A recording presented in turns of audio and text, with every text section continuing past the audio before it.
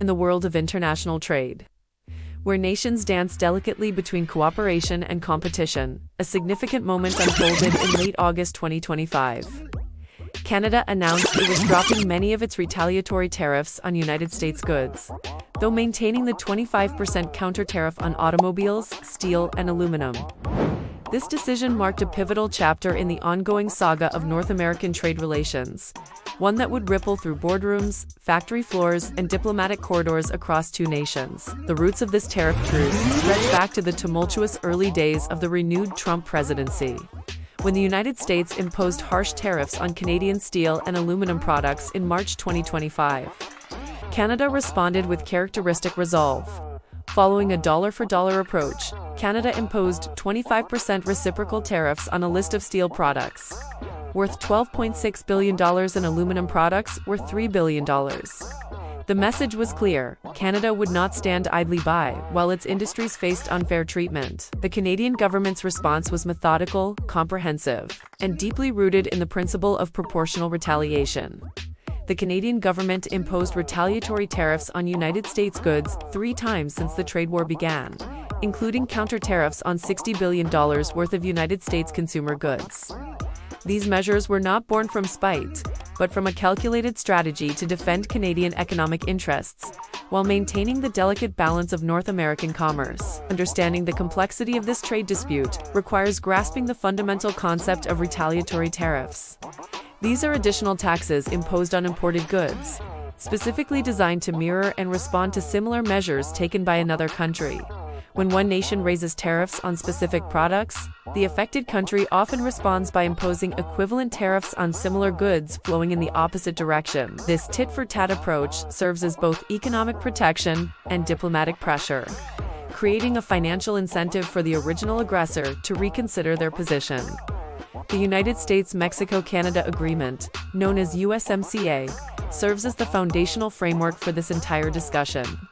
This comprehensive trade deal, which replaced the North American Free Trade Agreement in 2020, established the rules governing commerce between the 3 North American partners. The agreement includes specific provisions about tariff, free trade on most goods, making the current dispute particularly complex. Products that comply with USMCA regulations are supposed to flow freely between borders, making any additional tariffs technically inconsistent with the agreement's spirit. As negotiations between the 2 countries reached an impasse, pressure began mounting on both sides of the border. Canadian businesses, particularly those dependent on American supply chains or markets, found themselves caught in the crossfire of this trade conflict. Manufacturing companies faced increased costs for American components, while exporters struggled with reduced competitiveness due to the additional tariffs imposed on their products entering the United States market. The decision to lift certain retaliatory tariffs represents a carefully calculated diplomatic gesture. By removing tariffs on goods that already comply with USMCA regulations, Canada sends a clear signal that it respects the foundational trade agreement, while maintaining its position on the most contentious issues. This selective approach demonstrates sophisticated economic diplomacy, offering an olive branch while keeping the door open for continued negotiations on the remaining disputed sectors. The strategic retention of tariffs on steel, aluminum, and automobiles carries deep symbolic and economic significance.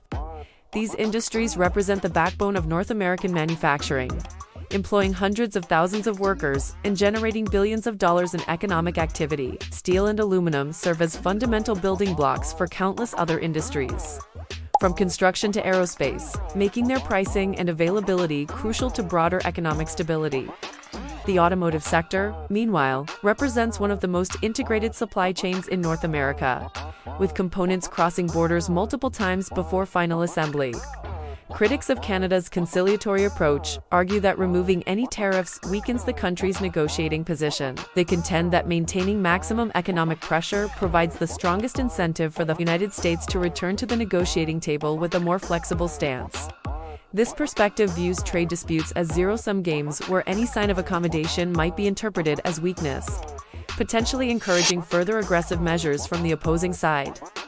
Business groups, however, have largely welcomed the partial tariff relief as a necessary step toward economic stability. These organizations represent thousands of companies that depend on smooth cross-border trade for their daily operations. For them, the continuation of the trade dispute represents an ongoing threat to profitability, employment, and long-term business planning.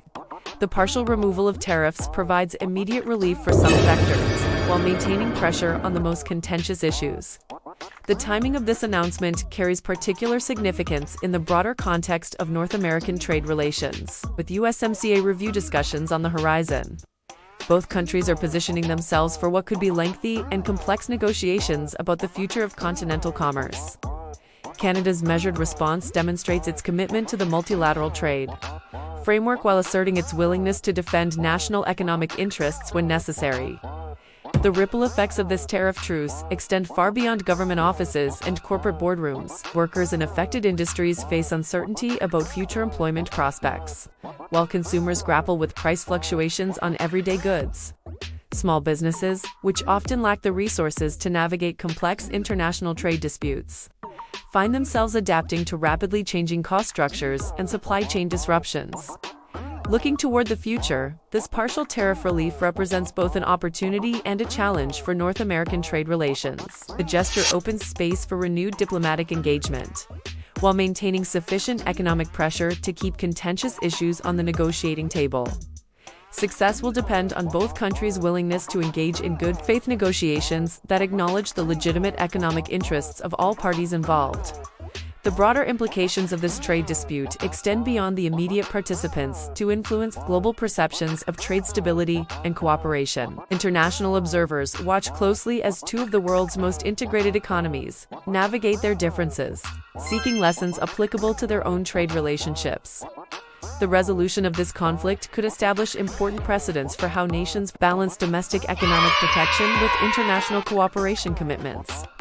As September approaches and these tariff changes take effect, the story of North American trade relations enters a new chapter filled with both promise and uncertainty. The success of this diplomatic gesture will ultimately be measured not just in economic statistics, but in the restoration of trust and cooperation between two nations whose prosperity remains fundamentally intertwined.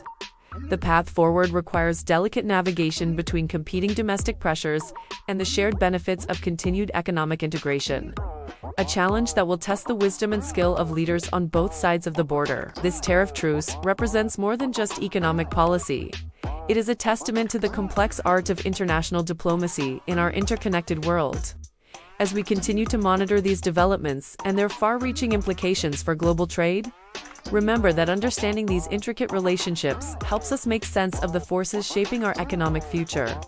The decisions made in boardrooms and government offices today will determine the prosperity and opportunities available to millions of people across North America tomorrow. If you found this deep dive into the Canada and United States tariff situation insightful and want to stay informed about the latest developments in international trade, economic policy, and global affairs, please consider subscribing to Wes's Best.